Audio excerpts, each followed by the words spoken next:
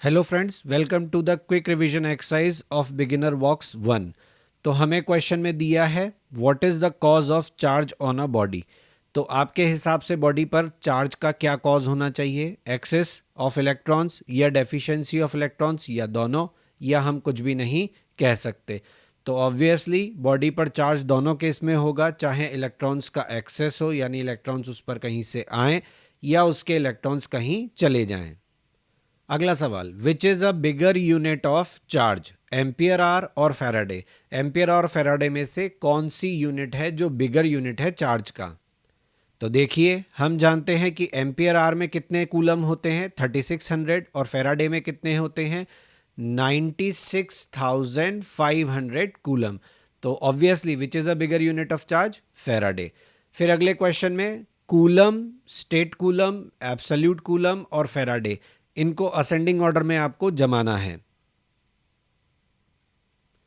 तो हम जानते हैं स्टेट कूलम जो होता है वो ऐसा यूनिट ऑफ चार्ज है, कूलम उससे बड़ी यूनिट है, एब्सोल्यूट कूलम कितना होता है 10 कूलम के बराबर, और फिर फैराडे जो कि सबसे बड़ी यूनिट है। अगले क्वेश्चन में हमें कहा है कि इलेक्ट्रॉन और प्रोटॉन इन दोनों में से कौन सा बड़ा चार्ज कैरी करता है, यानी इलेक्ट्रॉन का चार्ज बड़ा होता है या प्रोटॉन का चार्ज बड़ा होता है। तो क्या जवाब है आपका? या दैट्स राइट, सेम। क्यों? क्योंकि केवल इलेक्ट्रॉन और प्रोटॉन के साइन डिफरेंट होते हैं, चार्ज दोनों पर सेम होता है। ऑल्दो ये एक वेक्टर क्वांटिटी नहीं है, तो हम कहें कि मैग्नीट्यूड ऑफ चार्ज सेम होता है तो मुझे थोड़ा सा डिस्टर्बिंग लगता है, बट हम कह सकते हैं कि दोनों पर जो चार्ज है उसका मैग्नीट्यूड सेम है, साइन डिफरेंट होता है। तो पॉजिटिव नेगेटिव साइन बड़े होने से ये नहीं हो गया कि आपका +3 कूलम बड़ा है और -3 कूलम छोटा है।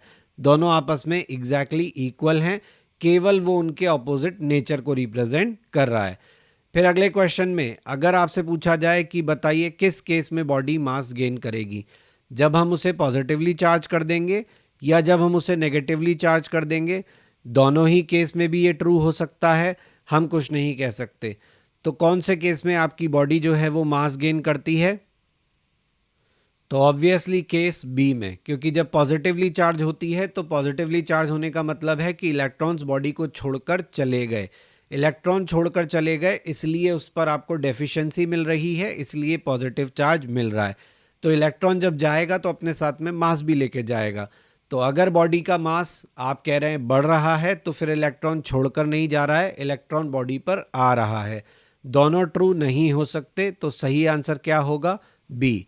अगला क्वेश्चन, अगर मैं आपसे कहूं कि इंसुलेटर के केस में क्या होता है, तो कोई फ्री इलेक्ट्रॉन नहीं होता, थोड़े फ्री इलेक्ट्रॉन होते हैं, या sufficient number of free electron होता है, या हम कुछ नहीं कह सकते। क्या जवाब है आपका? तो ऑब्वियस है कि आपके इलेक्ट्रॉन्स जो होते हैं वो फ्यू होते हैं। ऐसा नहीं कहते कि होते ही नहीं हैं, होते हैं लेकिन कम होते हैं फ्री इलेक्ट्रॉन्स। दूसरा क्वेश्चन, हमसे बोला गया what will happen to the charge of inducing body during charging by induction. आप देख रहे होंगे कि ये सभी क्वेश्चन आपकी उस थ्योरी के पार्ट हैं जो आपको बिगिनर बॉक्स 1 से पहले पढ़ाई गई है, इसलिए हम इनको ब्रशअप कर रहे हैं ताकि बिगिनर बॉक्स 1 अटेम्प्ट करते वक्त हमें कोई दिक्कत ना हो। तो हमें कहा गया कि बताइए इंड्यूसिंग बॉडी का जो चार्ज है, इंड्यूसिंग बॉडी का मतलब है कि जो बॉडी इंड्यूस करने आई है। तो इंडक्शन हमने पढ़ा है, तो जो बॉडी चार्ज इंड्यूस करने आई है, अगर हम उसके ऊपर जो चार्ज है उसकी बात करें तो इंडक्शन के प्रोसेस के बाद उसका चार्ज का क्या होता है? वो और चार्ज गेन कर लेती है या उसका चार्ज चला जाता है, या दोनों में से कुछ भी सही हो सकता है, या वो कोई ना तो चार्ज गेन करती है ना ही लूज करती है। तो क्या जवाब है आपका? अगर आपका आंसर था डी तो वो सही था। इसका मतलब इंड्यूसिंग बॉडी के चार्ज का कोई गेन या लॉस नहीं होता, वो वही रहता है, उसमें कोई भी चेंज नहीं होता। तो ना वो गेन करती है ना वो लूज करती है। अगले क्वेश्चन में हमें कहा गया है कि अगर 10⁻12 फोटोन पर सेकंड फॉल कर रहे हैं एक न्यूट्रल स्फीयर पे, तो टाइम बताइए जिसमें आपका स्फीयर जो है उस पर 2 कूलम का चार्ज आ जाएगा।